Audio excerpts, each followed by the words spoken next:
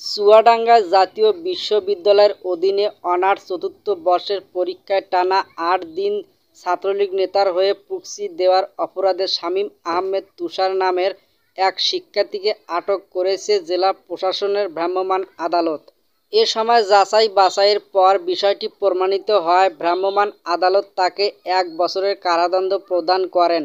সোমবার ১লা জুলাই চুয়াডাঙ্গা আদর্শ মহিলা কলেজ কেন্দ্রে এ ঘটনা ঘটে। জানা গেছে, চুয়াডাঙ্গা জীবননগর পৌরসভার ৬ নং ওয়ার্ড কমিশনার আবুল কাশেমের ছেলে শাহিনুজ্জামান বিপ্লব এবার চুয়াডাঙ্গা সরকারি কলেজের ইতিহাস বিভাগের চতুর্থ বর্ষের পরীক্ষার্থী। তিনি জীবননগর ডিগ্রি কলেজের ছাত্রলীগের সাধারণ সম্পাদক হিসেবে দায়িত্ব আছেন।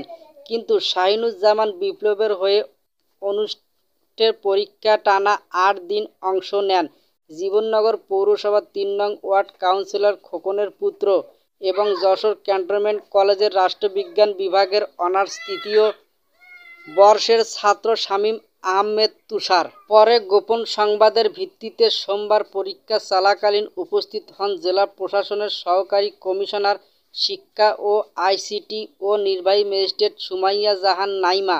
যাচাই বাছাই করে ভুয়া প্রমাণিত হওয়ায় ভ্রাম্যমাণ আদালত পরিচালনা করে পাবলিক পরীক্ষাসমূহ অপরাধ আইন ১৯৮০ এর ৩ ধারা অনুযায়ী ভুয়া পরীক্ষার্থী শামীম আহমেদ তুষারকে ১ বছরের কারাদণ্ড প্রদান করেন।